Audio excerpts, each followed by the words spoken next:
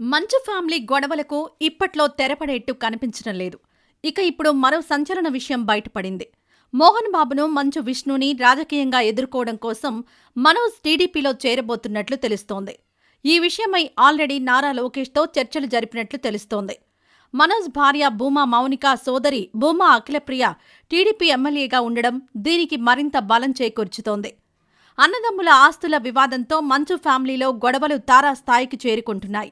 ఇలాంటి టైంలో మంచు విష్ణు రాజకీయ అండ కోసం చూస్తూ ఈ నిర్ణయం తీసుకున్నట్టు తెలుస్తోంది.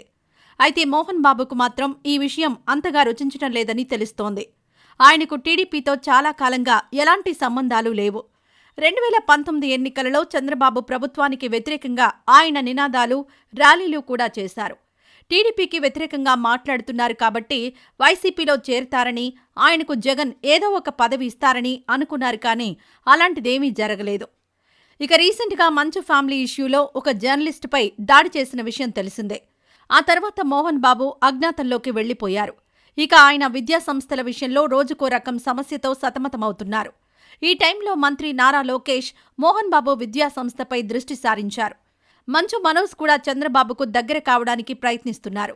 ఇక నారా లోకేష్తో మనోజ్ భేటీ అయినా కానీ కుటుంబ వ్యవహారం విషయం కాబట్టి లోకేష్ కూడా ప్రస్తుతానికి ఏమీ మాట్లాడలేదన్న విషయం తెలుస్తోంది. చంద్రబాబు అంటే మోహన్ బాబుకున్న వ్యతిరేకతను మనోజ్ తనకు అనుకూలంగా మార్చుకోవడానికి సంక్రాంతి సందర్భంగా తాను లోకేష్తో దిగిన ఫోటోలకు ఫ్లెక్సీలను ఏర్పాటు చేశాడు. దాంతో ఇప్పుడు ఈ విషయం చర్చనీయాంశమైంది. అయితే మోహన్ బాబుకు మాత్రం ఈ విషయం మింగుడు పడ్డం లేదు. తాను పెంచి పోషించుకున్న స్కూల్లో చంద్రబాబు, లోకేష్ ఫ్లెక్సీలు పెట్టడంపై ఆయన ఆగ్రహంగా ఉన్నట్టు తెలుస్తోంది. మరి మంచు కుటుంబ గొడవల్లో నారా కుటుంబం జోక్యం చేసుకుంటుందా? మనోజ్ని పార్టీలోకి తీసుకుంటుందా? మంచు ఇంటి ఆస్తి గొడవలు ఎటు మళ్లుతాయో చూడాలి.